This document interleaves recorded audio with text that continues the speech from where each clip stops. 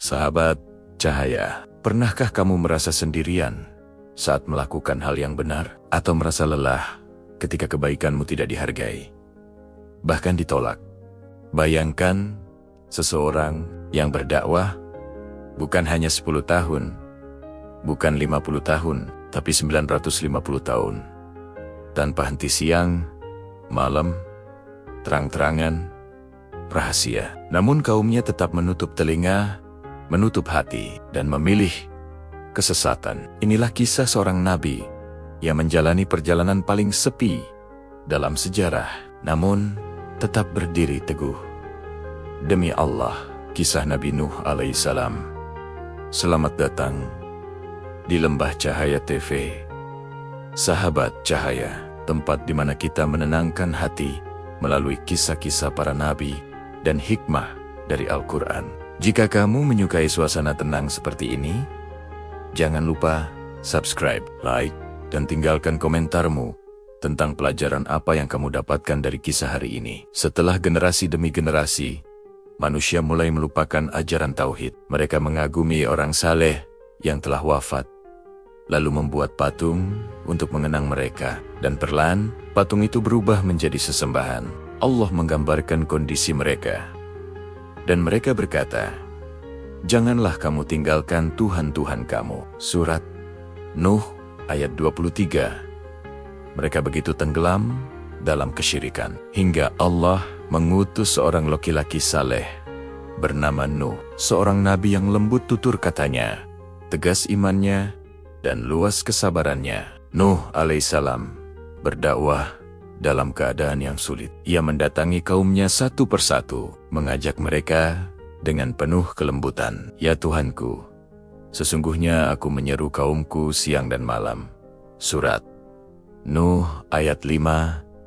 Nuh tidak hanya bicara di kerumunan besar, ia juga mendatangi rumah-rumah mereka, mengunjungi tempat berkumpul mereka, berkata dengan suara yang lirih, agar hati mereka tergerak. Dan ketika mereka tetap menolak, ia berseru lebih lantang agar manusia mendengarnya. Namun yang didapat justru penghinaan. Mereka menutup telinga saat Nuh berbicara. Mereka menutupi wajah dengan pakaian agar tidak melihatnya. Mereka berbisik sesama mereka, "Awas, jauhi Nuh, dia hanya membawa kesialan."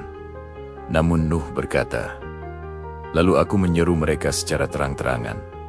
Surat Nuh ayat 8.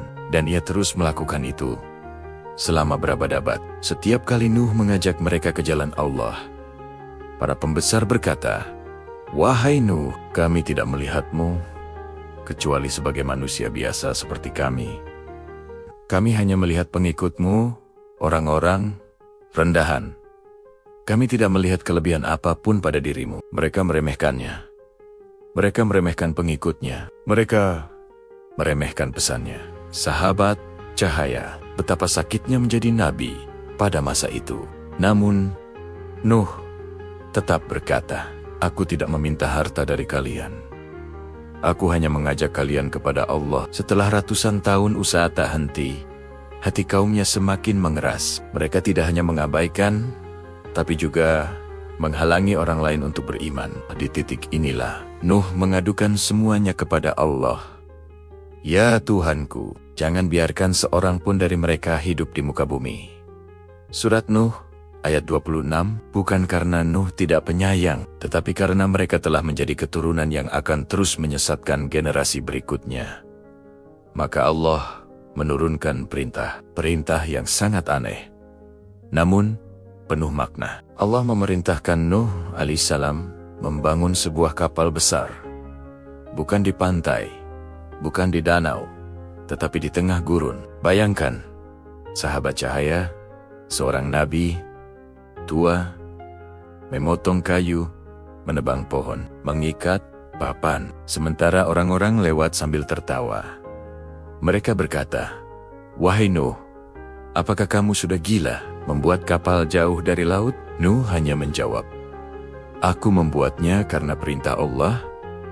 Kelak kalian akan tahu." Ketika kapal selesai, Allah memberi tanda yang tidak biasa. Hingga apabila datang perintah kami, dan tanur itu memancarkan air, kami berfirman, muatkanlah ke dalam bahtera itu dari setiap jenis sepasang dan keluargamu, kecuali orang yang telah ditetapkan azab atasnya, serta orang-orang yang beriman. Namun tidak banyak yang beriman bersama Nuh. Surat Hud, ayat 40. Dari segala penjuru lembah, Allah menggerakkan hewan-hewan datang menuju bahtera.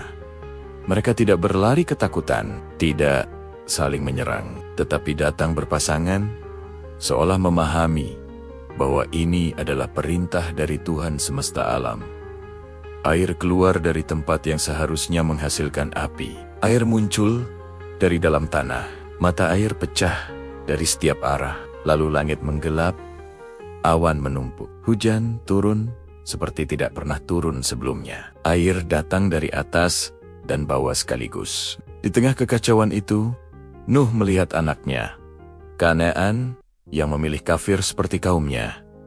Di daratan, dengan hati seorang ayah, Nuh memanggil, "Wahai anakku, naiklah bersama kami." Surat Hud, ayat 42.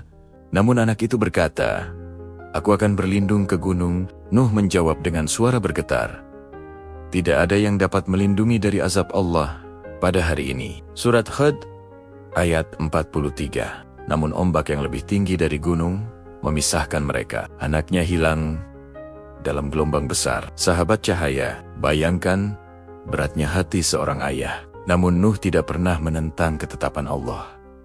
Dalam kesepian di atas bahtera, Nabi Nuh berdoa kepada Allah, "Ya Tuhanku, aku telah dikalahkan, maka tolonglah aku." Surat Al-Qamar ayat 10. Allah akhirnya memerintahkan bumi untuk menutup air Mia. "Wahai bumi, telanlah airmu. Wahai langit, berhentilah." Surat Hud ayat 44. Kapal pun berhenti di Gunung Judi. Dan dari keluarga kecil Nuh alaihissalam, manusia kembali berkembang di muka bumi. Sahabat cahaya, dari kisah Nuh, Allah mengajarkan kita bahwa kesabaran kadang tidak membuahkan hasil duniawi, tapi disaksikan Allah, kebenaran tetaplah kebenaran.